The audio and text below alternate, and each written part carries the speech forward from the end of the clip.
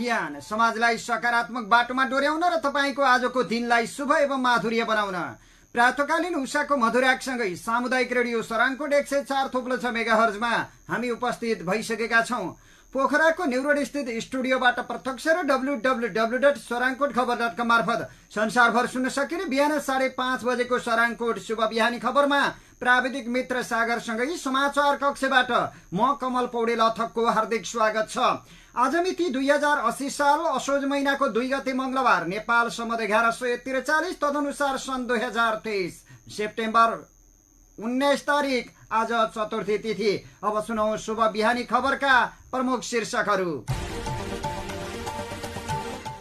अबदेखि स्थानीय तहमा खटिने कर्मचारीको छुट्टै आचार संहिता, विद्यालय बन्दका कार्यक्रम स्थगन गरेर वार्तामा आउन सरकारको आह्वान, रौतहटमा ग्यास सिलिन्डर र हावा ट्याङ्की पड्किँदा 5 जना घाइते, बहुविवाहको आरोपमा माओवादी नेता पार्टीबाट निलम्बित, शेखर कोइरालाले बोलाए समूहको बैठक, विश्व र प्रदीपलाई पनि निम्तो, अदालतमा याओ पेचुङको बयान सुरु, आजदेखि 4 ठाउँमा राखेर बयान गरिँदै, पृथ्वी राजमार्गको 9 विषय मलेखु सडक असोज 4 गतेदेखि राति बन्द हुने, पोखरामा मिटरमा नचल्ने 95 ट्याक्सीलाई कारबाही, सुन सहितको स्मार्ट वाच भन्सारबाट हराउन थालेपछि ब्रेक प्याड मार्फत तस्करी, कांग्रेस केन्द्रीय समिति बैठकको मुख्य एजेन्डा, महासमिति बैठक, पार्टी एकता गर्न माओवादी केन्द्र नाम फेर्न तयार, अमेरिकाको एउटा लडाकु विमान बेपत्ता, 10% जापानी नागरिक 80 वर्ष माथिका वृद्ध, ताइवानमाथि चीनको बढ्दो दबाव र सन्दीप लामिछाने विरुद्धको मुद्दाको सुनवाई हिजो पनि स्थगित।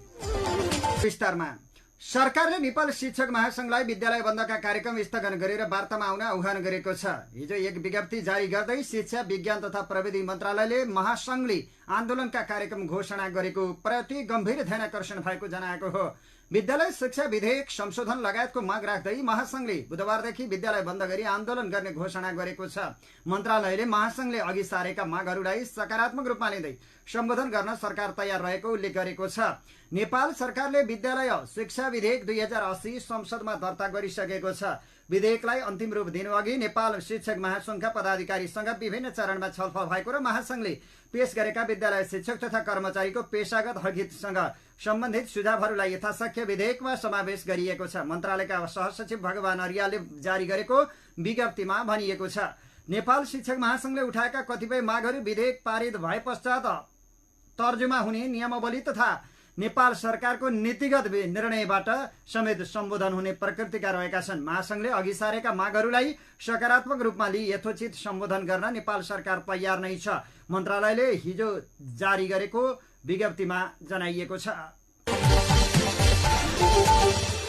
रौतहटमा छुट्टा छुट्टै घटनामा परेर 5 जना घाइते भएका छन्। ग्यास सिलिन्डर र हावा ट्याङ्की पड्किँदा 5 जना घाइते भएका हुन्। जिल्लाको दुर्गा भवानी गाउँपालिका 3 देवी प्रसाद टोलमा हिजो दिउँसो ग्यास सिलिन्डर पड्किँदा 3 जना घाइते भएका हुन्। देवी प्रसाद टोलका रामकृष्ण श्रीवास्तवको घरमा खाजा पकाउने क्रममा ग्यास सिलिन्डर पड्किँदा उनका 8 वर्षीय छोरा हिमांशु श्रीवास्तव, 26 वर्षीय खुशबु श्रीवास्तव र एक नाबालक गरी 3 जना घाइते भएको प्रहरीले बताएको छ। घाइतेहरूको स्थानीय अस्पतालमा उपचार भइरहेको तथा घाइतेहरूको अवस्था खतरामुक्त रहेको जिल्ला प्रहरी कार्यालय रौतहटका प्रवक्ता एवं डीएसपी दामोदर केसीले बताएका छन्। त्यस्तै गरुडा नगरपालिकाको धर्मेन्द्र मोटरसाइकल वर्कसपमा हावा ट्याङ्की विस्फोट हुँदा 2 जना गम्भीर घाइते भएका छन्। ट्याङ्की विस्फोटबाट वर्कसप सञ्चालक स्थानीय 22 वर्षीय धर्मेन्द्र शाह र 23 वर्षीय विधि कुमार शाह गम्भीर घाइते भएको इलाका प्रहरी कार्यालय गरुडाले जनाएको छ। गम्भीर घाइते दुवैजनालाई स्थानीय अस्पतालमा सामान्य उपचारपछि थप उपचारको लागि वीरगञ्ज पठाइएको डीएसपी ओम प्रकाश खनालले जानकारी दिएका छन्। नेकपा माओवादी केन्द्रले पार्टीका सुदूरपश्चिम प्रदेश सचिवालय सदस्य शेरबहादुर चौधरीलाई निलम्बन गरेको छ। चौधरीलाई संस्कृति जन्य कमजोरी गरेको आरोपमा माओवादीले 6 महिनाका लागि निलम्बन गरेको हो। गत 25 भदौमा बसेको पार्टी केन्द्रीय कार्यालयको बैठकले मातहतका कमिटीलाई जारी गरेको सर्कुलरमा चौधरीले आरोप स्वीकार गरेको भन्दै निलम्बन गर्ने निर्णयलाई अनुमोदन गरेको उल्लेख गरिएको छ। सर्कुलरमा उल्लेख छ, सांस्कृतिक जन्य कमजोरी गरेको र उनीसँग छलफल गर्दा सहस्त्र स्वीकार गरेकाले निजलाई प्रदेश समितिको सिफारिसमा 6 महिनाको लागि पार्टी सदस्यबाट समेत निलम्बन गरिएको निर्णय समेत अनुमोदन गरिएको छ। नेताहरूका अनुसार उनलाई बहुविवाह गरेको आरोप लागेको छ, जसलाई चौधरीले पनि स्वीकार गरेका छन्। नेपाली कंग्रेसका नेता डाक्टर शेखर कोइरालाले केन्द्रीय कार्यसमिति बैठक अघि आफ्नो समूहको छुट्टै बैठक बोलाएका छन्। कोइरालाको सम्पर्क कार्यालय बालुवाटारमा आज दिउँसो 2 बजेका लागि बैठक बोलाइएको एक नेताले जानकारी दिएका छन्। आज बैठकमा महामन्त्री विश्वप्रकाश शर्मा र महामन्त्रीका प्रत्याशी प्रदीप पौडेल पनि आमन्त्रण गरिएको छ। 14औं महाधिवेशनपछि पहिलो पटक महामन्त्री शर्मा र नेता पौडेल शेखर समूहको बैठकमा सहभागी हुनेछन्। असोज 4 गते बस्ने केन्द्रीय कार्य समितिको बैठकमा सामूहिक रूपमा प्रस्तुत हुन कोइरालाले आफू पक्षको बैठक बोलाएको बुझिएको छ। हङकङबाट तस्करी गरेर काठमाडौँ ल्याएको 60 किलो 700 ग्राम सुन प्रकरणमा अदालतमा बयान लिन थालिएको छ। हिजो प्रतिवादी चिनिया नागरिक याओ पेचुङको बयान सुरु गरिएको हो।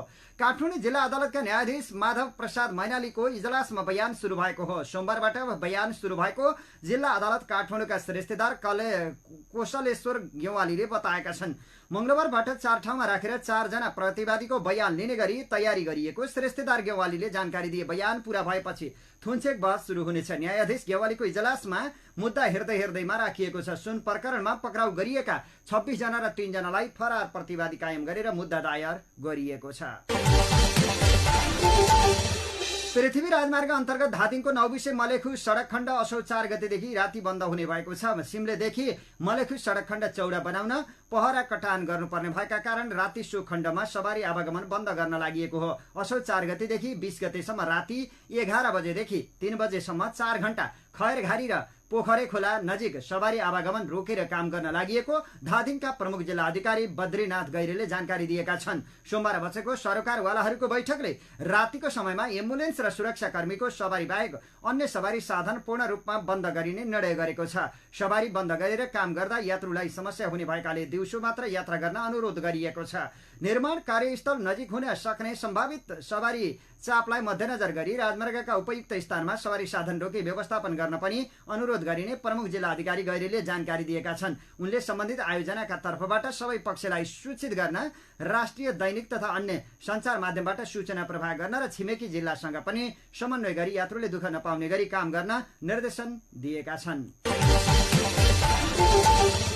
पोखरामा मिटर प्रणालीमा नचलेका ट्याक्सी कारबाहीमा परेका छन्। 1 महिनाको अवधिमा 95 वटा ट्याक्सीलाई कारबाही गरिएको ट्राफिक प्रहरी कार्यालय कास्कीका प्रहरी वरिष्ठ नायब निरीक्षक शिव प्रसाद पाठकले जानकारी दिएका छन्। गण्डकी प्रदेश भौतिक पूर्वाधार विकास तथा यातायात व्यवस्था मन्त्रालयले भदौ 1 गतेदेखि पोखरा उपत्यकामा अनिवार्य मिटरमा चल्नुपर्ने नियम कार्यान्वयनमा ल्याएको थियो।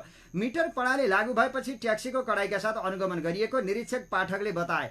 यो अवधिमा जरिवानाबाट 98,000 रुपियाँ राजस्व उठेको उनको भनाइ छ। मिटरमा नगुन्ने ट्याक्सीलाई सवारी ऐन अन्तर्गत कारबाही गर्ने गरिएको उनले बताएका छन्। मिटरमा हिँड्न अटेर गर्ने ट्याक्सी चालकले न्यूनतम 2100 देखि बढीमा 5500 सम्म जरिवाना तिरेका हुन्। ट्याक्सीले मनपरी भाडा लिएर यात्रु ठग्ने गरेको जनगुनासो आएपछि मन्त्रालयले मिटर प्रणाली लागू गर्न पहल लिएको थियो। मोटरसाइकलको ब्रेक प्याडभित्र लुकाएर सुन तस्करी गरेको गिरोहले 2023 को मार्चदेखि नेपाल मार्फत तस्करी गर्न थालेको भेटिएको छ। सुरुवातमा उनीहरूले स्मार्ट वाचमा सुन राखेर तस्करी गरेको अनुसन्धानका क्रममा खुलेको हो। तर त्रिभुवन अन्तर्राष्ट्रिय विमानस्थल भन्सार कार्यालयबाट बेला बेला केही घडी हराउन थालेपछि ब्रेक प्याड सेभर दारी काट्ने मसिनमा राखेर सुन ल्याउन थालेको सुन प्रकरणमा पक्राउ परेका आरोपीले जेक्वाङले बताएका छन्। सरकारी वकिलको रोहबरमा उनले प्रहरीलाई दिएको बयानमा भनेका छन्, एक पटक 8 वटा घडी हराएपछि सेभर र ब्रेक प्याड लगायतमा राखेर सुन ल्याउन थालेको हो। उनले बयानमा भने अनुसार एउटा घडीमा 20 ग्राम सुन हुन्थ्यो भने सेभरमा 50 ग्राम सुन आउँथ्यो। ती सामानमा कहिले सुन राखेर त कहिले सुन नराखी आउने गरेको थियो उनले भनेका छन्। ब्रेक प्याडमा आएको सामान कहिले हराउँदैन थियो र एक सेट ब्रेक प्याडमा 500 देखि 600 ग्राम सुन आउने गरेको थियो। चिनिया नागरिक चोङ चेनह्वा पिङ र एलेक्स भनिने याओ पेचुङ लगायतले ती सामग्री रेडी ट्रेड प्रणाली मार्फत ल्याउने गरेको उनले बताएका छन्। प्रहरीका अनुसार जेक्वाङले बालुवाटार र लाजिमपाटको गोदामको व्यवस्थापन गर्ने गरेका थिए। मलाई जानकारी भएसम्म घडीमा एक पटक 75 वटामा सुन आएको थियो। सेभरमा एक पटकमा 75 देखि 76 वटा गरेर 2 पटक आएको थियो। उनले भनेका छन् ब्रेकप्याडको हकमा 19-20 पटक सुन राखेर आएको थियो। च्याकाङले चीनबाट आफूलाई निर्देशन दिए अनुसार आफूले विभिन्न व्यक्तिलाई सुनको ढिक्का दिने गरेको पनि बयानमा खुलाएका छन्। कहिले 5 रुपैयाँ त कहिले 10 रुपैयाँको नोटको फोटो आउँथ्यो, त्यसको नम्बर हेरेर त्यो नोट लिएर आउने व्यक्तिलाई डेलिभरी दिन्थे, उनले भनेका छन्। सरङकोट शुभ बिहानी खबरमा अब बाँकी खबरहरू। संघीय मामला तथा सामान्य प्रशासन मन्त्रालयले स्थानीय तहमा खटिने प्रमुख प्रशासकीय अधिकृत सहितका कर्मचारीहरूका लागि छुट्टै आचार संहिता जारी गर्ने तयारी गरेको छ। संघबाट खटिएका कर्मचारीहरू विभिन्न अनैतिक र अश्लील हरकतमा मुछिने क्रम बढेपछि मन्त्रालयले आचार संहिता जारी गर्न लागेको हो। मन्त्रालयका सहसचिव सुमन दाहाल मन्त्रालय अन्तर्गत खटिएका कर्मचारीहरू आफ्नो कर्तव्य भुलेर विभिन्न गलत अनैतिक क्रियाकलापमा संलग्न हुने गरेको देखिएपछि आचार संहिता नै जारी गर्न गृह कार्य भइरहेको बताएका छन्। कार्यालयमा गर्नुपर्ने व्यवहारदेखि सामाजिक सञ्जालको प्रयोगसम्ममा देखिएको कमजोरीहरूलाई ध्यानमा राखेर आचार संहिता जारी गर्न लागेका हुँ दाहालले भने भविष्यमा यस्ता घटनाहरू नदोहोरिउन् भन्नेमा मन्त्रालय सचेत रहेको छ। 13 साउनमा झापाको दमक नगरपालिकाका प्रमुख प्रशासकीय अधिकृत डम्बरू प्रसाद निरौलाले सरकारी क्वार्टरमा एक महिलासँग अश्लील गतिविधि गरेको भिडियो बाहिरिएको थियो। मदिराको नशामा एक महिलासँग अश्लील गतिविधि गर्दै गरेको भिडियो टिकटकमा सार्वजनिक भएपछि प्रमुख निरौलाले क्वार्टरमा रङरोगन गर्न लगाएका थिए। तर संघीय मामला तथा सामान्य प्रशासन मन्त्रालयले काठमाडौँमा बोलाएर उनलाई पनि अतिरिक्तमा राखेको छ। एक सप्ताह अघि माई गाउँपालिका इलामका प्रमुख प्रशासकीय अधिकृत काजीमान राई र महिला लेखा अधिकृतले 27 असारमा कार्यालयभित्र अश्लील हरकत गरेको भिडियो सार्वजनिक भएको थियो। त्यस्तो गतिविधि भएको भिडियो बाहिरिएपछि प्रमुख प्रशासकीय अधिकृत राई मन्त्रालयको अतिरिक्तमा तानिएका छन्। नारायणी नदीमा डुबेर एकै घरका दाजुभाइको ज्यान गएको छ। नवलपरासी बर्दाघाट सुस्ता पूर्वको गैंडाकोट नगरपालिका 7 का सबिन कुमाल र संगम कुमालको नारायणीमा डुबेर ज्यान गएको हो। सोमबार दिउँसो नारायणीमा पौडी खेल्ने क्रममा गैंडाकोट नगरपालिका 7 गैरी बस्ने सुमन कुमालका छोराहरू 14 वर्षीय सबिन र 9 वर्षीय संगमको डुबेर ज्यान गएको जिल्ला प्रहरी कार्यालय नवलपरासी बर्दाघाट सुस्ता पूर्वका प्रहरी नायब निरीक्षक वेदबहादुर पौडेलले बताएका छन्। नदीमा पौडी खेल्ने क्रममा डुबेर बेपत्ता भएका दुवैजनाको उद्धार गरी उपचारका लागि नयाँ मेडिकल कलेज भरतपुर लगिएकोमा डाक्टरले मृत घोषणा गरेका थिए। पाल्पामा एकजना युवाको हत्या भएको छ। तीजको अवसरमा भएको नाचगानमा युवाहरूबीच झगडा हुँदा तिनाउ गाउँपालिका 2 दोभान घोडेबासका 24 वर्षीय सुनिल खत्रीको हत्या भएको जिल्ला प्रहरी कार्यालय पाल्पाले जनाएको छ। कार्यालयका सूचना अधिकारी प्रहरी निरीक्षक सन्तोष चन्दका अनुसार गै राति 12:30 बजे ती युवकमाथि चक्कु प्रहार भएको थियो। गम्भीर घाइते खत्रीलाई उपचारका लागि लुम्बिनी प्रादेशिक अस्पतालमा लगिएकोमा राति 1:45 बजे चिकित्सकले मृत घोषणा गरेका थिए। महिला नाचिरहेका बेला युवाहरूबीच झगडा भएको थियो। त्यही विषयलाई लिएर पुनः झगडा भएको बुझिएको छ। झगडाले उग्र रूप लिएपछि चक्कु प्रहार हुँदा उनको मृत्यु भएको प्रारम्भिक अनुसन्धानबाट खुलेको चन्दले बताएका छन्। हत्याको आरोपमा 4 जना युवालाई प्रहरीले नियन्त्रणमा लिएको छ, तर प्रहरीले थप विवरण खुलाएको छैन। जिल्ला प्रहरी कार्यालय पाल्पाका प्रमुख प्रहरी उपरीक्षक हेरम्ब शर्मा सहितको टोली घटनास्थलमा पुगेर थप अनुसन्धान भइरहेको प्रहरीले जानकारी दिएको छ। नेपाली कांग्रेसको आसन्न केन्द्रीय समितिको बैठकको छलफलको पहिलो प्रमुख एजेन्डा महासमिति बैठक हुने भएको छ। 4 असोज बुधबारदेखि बस्ने बैठकमा मङ्सिरमा हुने महासमितिको तयारीमा केन्द्रित हुने भएको हो। नीति महाधिवेशनले निर्दिष्ट गरेका विषयवस्तु कार्यान्वयन हुने गरी मङ्सिर 13 देखि 15 गतेसम्म महासमिति बैठक गर्ने केन्द्रीय समितिले निर्णय गरेको थियो। महासमिति बैठकमा प्रस्तुत हुने राजनीतिक सांगठनिक लगायतका प्रतिवेदन लेखनका लागि केन्द्रीय समितिले टोली बनाउने शीर्ष तहका एक नेताले जानकारी दिएका छन्। विधान अनुसार महाधिवेशन बाहेक हरेक वर्ष महासमिति बैठक बस्नु पर्दछ। नीति महाधिवेशन र महासमिति दुवै कार्य एकै पटक हुने गरी कांग्रेसले महासमिति बैठक आह्वान गरेको छ। महाधिवेशन पछिको शक्तिशाली निकाय महासमिति बैठक रहेको छ। नेकपा माओवादी केन्द्र समान विचारधारा भएका कम्युनिस्ट घटकहरूसँग पार्टी एकताका लागि नाम फेर्न तयार भएको छ। लामो समयदेखि नेकपा माओवादी केन्द्रले माधव कुमार नेपाल नेतृत्वको नेकपा एकीकृत समाजवादी, उपेन्द्र यादव नेतृत्वको जनता समाजवादी, विप्लव नेतृत्वको नेकपा, बाबुराम भट्टराई नेतृत्वको नेपाल समाजवादी पार्टी लगायतसँग एकताका लागि पहल गर्दै आएकोमा सबैलाई मिलाउने उद्देश्यका साथ आफ्नो पार्टीको नाम फेर्न तयार भएको हो। माओवादीको गत भदौ 25 गते बसेको केन्द्रीय कार्यालयको बैठकले यसबारे ठोस निर्णय नै गरेर मातहतका कमिटीमा सर्कुलर पठाएको छ। पार्टी अध्यक्ष प्रचण्ड र महासचिव देव गुरुङको हस्ताक्षरमा पठाइएको सर्कुलरमा एकतालाई सफल तुल्याउनका लागि नेपाल कम्युनिस्ट पार्टीको पछाडि कोष्टकमा रहेको माओवादी केन्द्र नाम हटाउन सकिने उल्लेख गरिएको छ। यस बारेमा आगामी महाधिवेशनमा छलफल गरेर ठोस निर्णय लिन सकिने पनि माओवादीको भनाइ छ। नेपाल कम्युनिस्ट पार्टी माओवादी केन्द्र र अन्य कम्युनिस्ट घटकहरूसँग पार्टी एकताको विषयमा गम्भीर ढंगले वार्ता, संवाद र छलफल भइरहेको सन्दर्भमा पार्टी एकतालाई सफल तुल्याउनका लागि नेपाल कम्युनिस्ट पार्टीको पछाडि कोष्टकमा रहेको माओवादी केन्द्रको बारेमा आगामी महाधिवेशनमा छलफल गरी आवश्यक निर्णय गर्न सकिनेछ माओवादीले भनेको छ। माओवादी केन्द्रले समान विचारधारा भएका कम्युनिस्ट घटकहरूसँग वार्ताका लागि उपाध्यक्ष कृष्ण बहादुर महरालाई जिम्मेवारी दिएर एकताको पहल गर्दै आएको छ। गत साउन 17 देखि 21 गतेसम्म बसेको केन्द्रीय समिति बैठकले महरा नेतृत्वमा गठन भएको वार्ता समितिलाई अनुमोदन गरेको थियो। महराको नेतृत्वमा विप्लव सहित माधव कुमार नेपाल नेतृत्वको एकीकृत समाजवादी, उपेन्द्र यादव नेतृत्वको जसपा सहित बाबुराम भट्टराई नेतृत्वको नेसपासँग विभिन्न चरणमा छलफल भएका थिए। तर छलफलका क्रममा माओवादी केन्द्र नाममा ती दलहरूले असहमति जनाउँदै नाम फेरेर सबै पार्टी हटाउने ढंगको हुनुपर्ने प्रस्ताव समेत आएको थियो। एकताका लागि वैकल्पिक नामको कुरा आएसँगै माओवादी भित्र यस विषयमा बहस हुँदै आएकोमा सचिवालयले नाम फेर्न तयार हुँदै मार्ग प्रशस्त गरेको हो। विभिन्न चरणमा भएका वार्तापछि एकताको नजिक पुगेर पनि नेसपा र माओवादी बीचको एकता नामकै कारण प्रभावित हुँदै आएको छ। गत असारमै नेसपाले नेकपा माओवादी केन्द्रको नाम नै परिवर्तन गर्दै एजेन्डालाई थप परिष्कृत बनाएर अघि बढ्नुपर्ने सहितको शर्त राखेर पत्राचार गरेको थियो। पत्रमा नेकपा माओवादी केन्द्रको नाम परिवर्तन गरेर नेकपा समाजवादी राख्नुपर्ने सहितको 9 बुँदे प्रस्ताव रहेको थियो। माओवादी केन्द्रले साउनको केन्द्रीय समिति बैठकबाट पहिलो चरणमा नेसपासँग एकताबारे ठोस निर्णय लिने विश्वास गरिए पनि त्यसबारे निर्णय भएको थिएन। गत असारमै नेसपाका नेता गंगानारायण श्रेष्ठले पार्टी माओवादी केन्द्रको जवाफको प्रतीक्षामा रहेको बताएका थिए। नेकपा माओवादी केन्द्रका महासचिव गुरुङले विगतमा पनि पार्टीको नाम हेरफेर हुँदै आएको भन्दै आपसी सहमतिको आधारमा यसबारे निर्णय लिन सकिने बताए। कम्युनिस्ट आन्दोलनमा नाम धेरै पटक फेरिएको विषय हो। उनले भने अहिले पार्टीको पछाडिको फुर्को फेर्ने कुरा भएको हो, तर नेकपा फेरिदैन। नाम भनेको नेपाल कम्युनिस्ट पार्टी हो। मूल नाम नेकपा भएको र माओवादी केन्द्र भनेको पुच्छर जोडिएको विषय भएको उनको भनाइ छ। पुच्छर जोडिने विषय धेरै पटक फेरबदल भएको छ।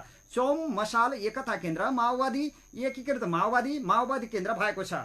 उनले भने विचार फेर्ने र नाम फेर्ने कुरामा आकाश जमिनको फरक छ। उनले नेकपा कायम गर्दै सहमति र एकता गर्ने क्रममा फेरि पनि विचार फेरिन सक्ने धारणा व्यक्त गरेका छन्। आपसी सहमतिको विषयमा जुन विचार उपयुक्त लाग्छ फेरिन्छ उनको भनाइ छ। समान विचारधारा बोकेका दलहरूबीच एकता हुने जिकिर गर्दै उनले तर तिथि मिति तय नभएको बताएका छन्। एकताका लागि प्रयास भइरहेको छ। सहमति र समझदारी हुने बित्तिकै एकता हुन्छ, गुरुङले भने। गत असार 4 गते माओवादी सहित एकीकृत समाजवादी, जसपा र नेकपा सहित 4 दलीय समाजवादी मोर्चा समेत घोषणा भएको थियो। मोर्चामा आबद्ध केही दलले सो मोर्चा भविष्यमा एउटै पार्टी समेत बन्ने दावी गर्दै आएका छन्।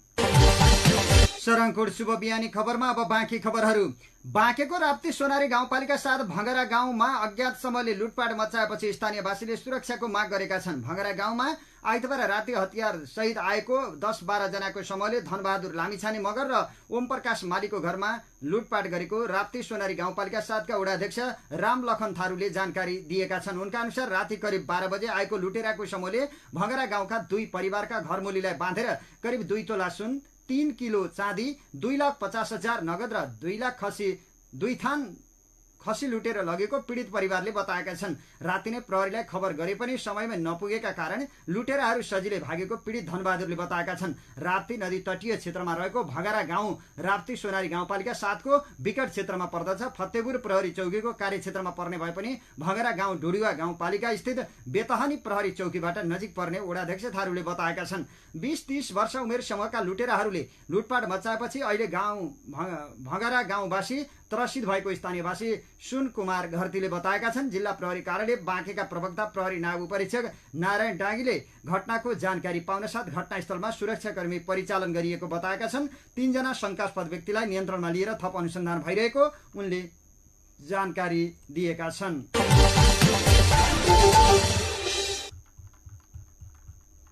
काठमाडौँ महानगरपालिकाले गरेको प्रतिबन्धको उल्लङ्घन गर्दै बजारभरि प्लास्टिकका फूल र मालाको व्यापार भइरहेको पाइएको छ। चाडपर्वको मौसम सुरु भएसँगै पछिल्लो समय प्लास्टिकका फूलका गुच्छा र मालाको व्यापार बढेको हो। सोमबारको विश्वकर्मा पूजामा प्लास्टिकका फूलगुच्छा मालाहरू बिक्री वितरण भइरहेका थिए। 1 साउन 2080 देखि एकल प्रयोगको प्लास्टिकलाई निषेध गर्ने घोषणा काठमाडौँ महानगरपालिकाले गरेको थियो। चालु आर्थिक वर्ष 2080-81 का लागि पारित नीति तथा कार्यक्रमबाट नै प्लास्टिक निषेधको घोषणा काठमाडौँमा गरिएको हो। तर त्यसको प्रभावकारी अनुगमन र नियमन गर्न नसक्दा चाडपर्व सुरु हुने बित्तिकै बजारभरि निषेधित प्लास्टिक गुच्छा र माला निस्कन थालेका हुन्। महानगरपालिकाका वातावरण विभाग प्रमुख रविनमान श्रेष्ठ भने प्लास्टिकको कारोबारको अनुगमन गरिरहेको दावी गर्छन्। मापदण्ड विपरीतका प्लास्टिकका गुच्छाहरू बजारमा आउन नपर्ने हो। तुरुन्तै नगर प्रहरी मार्फत थप कडाइको साथ अनुगमन हुन्छ, श्रेष्ठले भनेका छन्। 40 माइक्रोन भन्दा माथिको प्लास्टिकको विषयमा महानगरले केही नगर्ने भए तापनि निषेध गरिएको प्लास्टिकको पुष्पगुच्छा, माला र पातला प्लास्टिक भने रोक्ने श्रेष्ठले दावी गरे। यसो त प्लास्टिकका सामग्री बेच्ने व्यापारीहरू महानगरले गरेको घोषणाबारे आफूलाई जानकारी नभएको र भए पनि कार्यान्वयन गर्न नसक्ने बताउँछन्। हामीलाई विश्वकर्मा पूजाका लागि ग्यारेजहरूले फोन गरेर प्लास्टिकको झिलझिले माला ल्याइदिनुहोस् भन्छन्। हाम्रो त व्यापार हो, बेच्न परिहाल्यो। कोटेश्वरमा प्लास्टिकको माला बेचिरहेका एक व्यापारीले भने उनले प्लास्टिकको माला धेरै समयसम्म टिक्ने भएकाले मसिन औजार हुने कारखाना, ग्यारेज लगायत स्थानमा धेरै खपत हुने बताएका छन्। प्लास्टिक निषेधको घोषणा विपरीत बजारमा प्लास्टिकको कारोबार भइरहने कुरा भने नौलो र नयाँ होइन। महानगरले पातला प्लास्टिकको प्रयोगमा प्रतिबन्ध घोषणा गरेर कार्यान्वयन नगरेका थुप्रै उदाहरण छन्। यसअघि हरेक वर्ष जसो महानगरले 40 माइक्रोन भन्दा पातला र एकल प्रयोगका प्लास्टिकको प्रयोग निषेध गर्ने घोषणा गरिरहेको छ। 2065 मा बागमती सफाई अभियानका क्रममा नदीभरि प्लास्टिक भेटिएपछि प्रतिबन्धको तयारी सुरु गरिएको थियो। सरकारले 1 वैशाख 2072 देखि नै काठमाडौँ उपत्यकाको 4 किल्ला तोकेर प्लास्टिकका झोला प्रयोग निषेध गरेको थियो। 18 चैत्र 2071 को राजपत्र मार्फत नेपाल सरकारले 1 वैशाख 2072 देखि लागू हुने गरी 20 इन्च चौडाइ र 35 इन्च लम्बाइ साइज र 40 माइक्रोन मोटाइसम्मका प्लास्टिक झोलाको आयात, भण्डारण, बिक्री, वितरण र प्रयोग गर्न प्रतिबन्ध लगाएको हो। यस्तै फागुन 2075 मा पनि वन तथा वातावरण मन्त्रालयले ल्याएको 100 बुँदे प्राथमिकतामा प्लास्टिक झोला नियन्त्रणलाई फेरि मुद्दा बनाइयो। त्यसबेला राजधानीमा 40 र बाहिर 30 माइक्रोन भन्दा पातला प्लास्टिक झोला निषेध गरेको थियो। वातावरण विभागले पनि भदौ 1 भदौ 2078 मा देशभर 40 माइक्रोन भन्दा पातला प्लास्टिकका झोलाको प्रयोगमा रोक लगाउने निर्णय गरेको छ। त्यो कार्यान्वयन भएन। संघीय सरकारको मन्त्री परिषदले 17 माघ 2078 मा प्लास्टिक झोला प्रतिबन्ध सम्बन्धी कार्ययोजना 2078 समेत स्वीकृत गरेको थियो। पुनः 1 साउन 2079 मा संघीय सरकारले देशभर प्लास्टिकका फूल गुच्छाको उत्पादन, आयात, बिक्री, वितरण र भण्डारणमा पूर्ण रूपमा रोक लगाएको थियो। सरकारले जारी गरेको प्लास्टिक नियन्त्रण सम्बन्धी निर्देशिका अनुसार प्रतिबन्धित झोला प्रयोग गर्नेलाई कसुरको मात्रा हेरेर 50,000 रुपियाँसम्म जरिवाना हुने व्यवस्था भए पनि कार्यान्वयन भने भएको छैन। वातावरण विभागकी सूचना अधिकारी सरोजा अधिकारीले कडाई गर्ने खोजे पनि नसकिएको बताएकी छन्। हामीले आयातमा कडाई गरेका छौं, आयात त भएको छैन जस्तो लाग्छ, तर यही उत्पादन हुने मौजात रहेको प्लास्टिकको सामग्री बाहिर आउने गरेको छ उनले भनिन्। विभागले अनुगमन गरेर कडाई गर्दा कतिपय अवस्थामा अव्यावहारिक कारबाही हुने भएकाले जफत गरेर मात्रै छोड्नुपर्ने स्थिति पनि रहेको उनले बताएकी छन्। गणेशमान सिंह फाउन्डेसनले आज पोखरामा प्रवचन कार्यक्रम गर्ने भएको छ। केन्द्रीय नेता भीष्मराज आङदाम्बेको उपस्थितिमा सो कार्यक्रम आयोजना गर्न लागेको फाउन्डेसनले जानकारी दिएको छ। यसैबीच पोखराको सडकको दुरावस्थाको अन्त्यको माग गर्दै स्वतःस्फूर्त नागरिकहरूले आज बिहान पोखराको 0 किलोमिटरबाट सांकेतिक रूपमा सडकका खाडल पुर्ने अभियान सुरु गर्ने जानकारी दिएका छन्। तपाईं बिहानी खबरमा अब बाँकी खबरहरू। सरकारले 103 प्रकारका प्रतिजैविक प्रतिरोध एन्टिबायोटिक औषधिको प्रयोग नगर्न उपभोक्ता र सरकारवालाहरूलाई निर्देशन दिएको छ। औषधि व्यवस्था विभागका महानिर्देशक नारायण प्रसाद ढकालले एन्टिबायोटिक औषधिको प्रयोगलाई न्यूनीकरण गर्न र रोकथाम तथा नियन्त्रण गर्नका लागि प्रयोगमा नल्याउन निर्देशन दिएको बताएका छन्। विश्व स्वास्थ्य संगठन WHO ले पनि ती औषधिको प्रयोगका लागि सिफारिस गरेको छैन। उनले ती एन्टिबायोटिक औषधिको प्रयोग गर्न औचित्य नभएको समेत बताएका छन्। WHO ले प्रयोगमा नल्याउने भनेर 103 प्रकारका एन्टिबायोटिक औषधिको सूची प्रकाशन गरेको छ। उनले भने ती औषधि न दर्ता गर्छौं न प्रयोगका लागि अनुमति नै दिन्छौं। उनका अनुसार 103 मध्ये 13 प्रकारका एन्टिबायोटिक औषधि भने दर्ता गरिएका छन्। विभागले त्यस्ता प्रतिजैविक प्रतिरोधको विश्वव्यापी कार्ययोजनासँग मेल खाने गरी एक स्वास्थ्य अवधारणा अनुरूप एन्टिबायोटिकबाट हुने बिरामी दर, मृत्यु दर र आर्थिक असरलाई प्रभावकारी रूपले कम गर्न राष्ट्रिय कार्ययोजना तयार पारी स्वीकृतिको अन्तिम चरणमा रहेको जानकारी दिएको छ।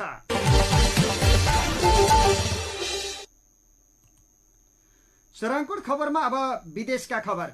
जापानका 10% भन्दा बढी मानिस 80 वर्षभन्दा सोभन्दा बढी उमेर कटेको नयाँ आधिकारिक तथ्याङ्कले देखाएको छ। सोमबारको रेस्पेक्ट फर एज डे राष्ट्रिय विदाको पूर्व सन्ध्यामा सार्वजनिक गरिएको सरकारी तथ्याङ्कले हरेक 10 मध्ये एकजना 80 वा सोभन्दा बढी उमेर समूहका रहेको देखाएको हो। जापानको 65 वर्ष वा सोभन्दा बढी उमेरको जनसङ्ख्याको हिस्सा अघिल्लो वर्षको 29%बाट बढेर 29.1% पुगेको हो। आन्तरिक मामला मन्त्रालयका अनुसार दोस्रो स्थानमा रहेको इटलीको 24.5% र तेस्रो स्थानमा रहेको फिनल्यान्डको 26.6%को तुलनामा यो स्तर मापन गरिएको हो। जापानमा विश्वमा सबैभन्दा बढी वृद्ध रहेका छन्। मन्त्रालयले जारी गरेको विज्ञप्तिमा भनिएको छ, युवाहरूले अस्थिर रोजगारी र आर्थिक कठिनाइका कारण विवाह र बच्चा जन्माउन ढिलाइ गरिरहेका कारण दशकौंदेखि जापानको जनसङ्ख्या घट्दै गएको छ र पहिलेको जनशक्ति वृद्धि हुँदै गएको छ। फलस्वरूप जापानमा वृद्धको हेरचाहका लागि बढ्दो खर्च देखिएको छ र युवाहरूले रोजगारी भर्न र विभिन्न सामाजिक र कल्याणकारी कार्यक्रमहरूको लागि भुक्तानी गर्न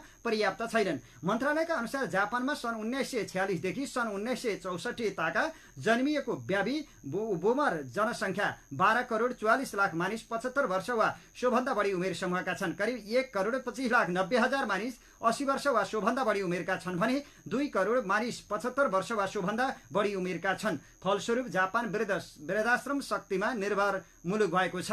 जापानमा 90 लाख भन्दा बढी वृद्धले काम गरिरहेका छन्, जुन श्रम शक्तिको 13.6% वा 7 मध्ये एकजना कामदार छन्। जापानमा सबै वृद्ध मध्ये 1/4ले रोजगारी पाएका छन्, जुन दक्षिण कोरियाको 36.2% भन्दा कम रहेको छ। तर संयुक्त राज्य अमेरिकाको 18.6 र फ्रान्स 3.9% का साथ अन्य विकासशील देशहरू भन्दा धेरै रहेको छ।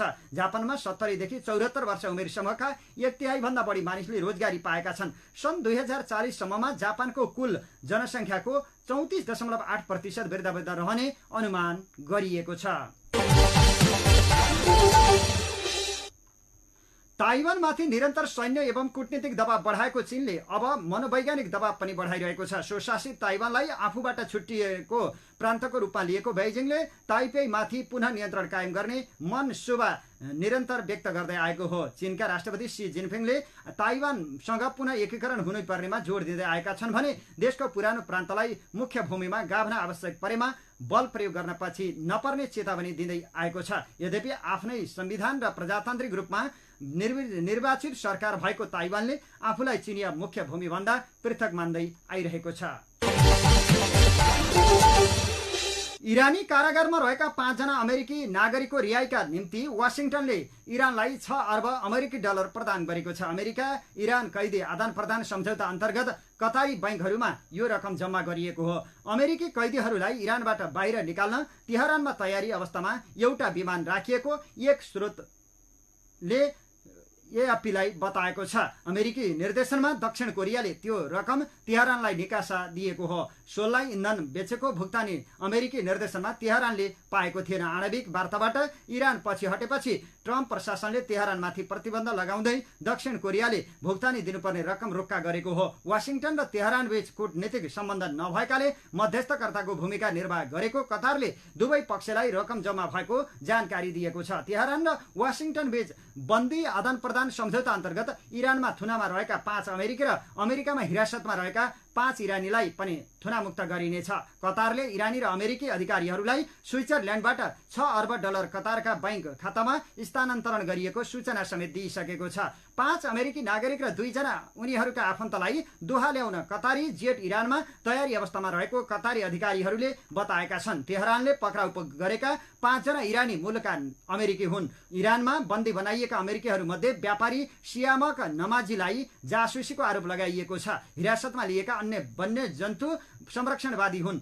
अमेरिकाले पक्राउ गरेका 1 जनामाथि जासुसी गरेको अर्का 2 जना इरानी सेनासँग सम्बन्ध भएको तथा 2 जनाले अमेरिकी प्रतिबन्ध उल्लङ्घन गरेको आरोप लागेको छ। अमेरिकाको एउटा लडाकु विमान बेपत्ता भएको छ। दक्षिण क्यालिफोर्नियाको नर्थ चार्ल्सटन एयरबस बेसबाट उडेको F-35 लडाकु विमान आइतबार केही बेरमा बेपत्ता भएको हो। उक्त विमानका पाइलट भने विमान उडिरहेको अवस्थामा हाम फालेका थिए। उनको अवस्था खतरामुक्त रहेको र उपचार भइरहेको जनाइएको छ। एयरबेसका तर्फबाट सोशल नेटवर्किङ साइट एक्स यसअघि ट्विटर भनिन्थ्यो मा एक पोस्ट लेखिएको छ जसमा हराइरहेको सो विमानको अवस्थाबारे कसैलाई थाहा भएमा जानकारी दिन आह्वान गरिएको छ। एयरवेसका अधिकारीहरूले चार्ल्सटन शहरको उत्तरतिर रहेको ताल आसपास विमानको खोजी गरिरहेका छन्। F-35 लाई विश्वकै उन्नत लडाकु विमान मानिन्छ, जुन विमानबाट चालक फलालेर बच्न सफल भएका छन् भने विमान बेपत्ता छ। नाबालिका बलात्कारको आरोप लागेका क्रिकेटर सन्दीप लामिछाने विरुद्धको मुद्दाको सुनवाई हिजो पनि स्थगित भयो। जिल्ला अदालत काठमाडौँका केही न्यायाधीश बढुवा भएर जान लागेको, केहीको सरुवा भएको र केही तीजको कारण विदामा रहेकाले सुनवाई स्थगित भएको हो। अर्को सुनवाईको मिति भने तोकिएको छैन। सराङकोट शुभ बिहानी खबरको अन्त्यमा प्रमुख खबरका शीर्षकहरू फेरि एकपटक। अब स्थानीय तहमा खटिने कर्मचारीको छुट्टै आचार संहिता, विद्यालय बन्दका कार्यक्रम स्थगित गरेर वार्तामा आउन शिक्षकहरूलाई सरकारको आह्वान, रौतहटमा ग्यास सिलिन्डर र हावा ट्याङ्की पड्किँदा 5 जना घाइते, बहुविवाहको आरोपमा माओवादी नेता पार्टीबाट निलम्बित, शेखर कोइरालाले बोलाए समूहको बैठक, विश्व र प्रदीपलाई पनि आज निम्तो, अदालतमा यायो पेचुङको बयान सुरु, आजदेखि 4 ठाउँमा राखेर बयान गरिँदै, पृथ्वी राजमार्गको 9 विषय मलेखु सडक असोज 4 गतेदेखि राति बन्द हुने, पोखरामा मिटरमा नचल्ने 95 ट्याक्सीलाई कारवाही, सुन सहितको स्मार्ट वाच भन्सारबाट हराउन थालेपछि ब्रेक प्याड मार्फत सुन तस्करी भएको खुलासा, कांग्रेस केन्द्रीय समिति बैठकको मुख्य एजेन्डा, महासमिति बैठक, पार्टी एकता गर्न माओवादी केन्द्र नाम फेर्न तयार, चाडपर्व नजिकिएसँगै बजारभरि प्रतिबन्धित प्लास्टिकका फूल र मालाको बिगबिगी, अमेरिकाको एउटा लडाकु विमान बेपत्ता, इरानी कारागारमा रहेका 5 जना बन्दी छुटाउन अमेरिकाद्वारा $6 अर्ब निकासा, 10% जापानी नागरिक 80 वर्ष माथिका वृद्ध, ताइवानमाथि चीनको बढ्दो दबाव र सन्दीप लामिछाने विरुद्धको मुद्दाको सुनवाई हिजो पनि स्थगित। हवस् त अहिलेलाई सराङकोट शुभ बिहानी खबरहरूको क्रम यही सकिएको छ। अबको केही बेरमा नेपाली बहस लिएर उपस्थित हुने नै छौं। तबसम्मको लागि प्राविधिक मित्र सागरसँगै समाचार कक्षबाट म कमल पौडेल अथक बिदा चाहन्छु। नमस्कार, शुभ दिन।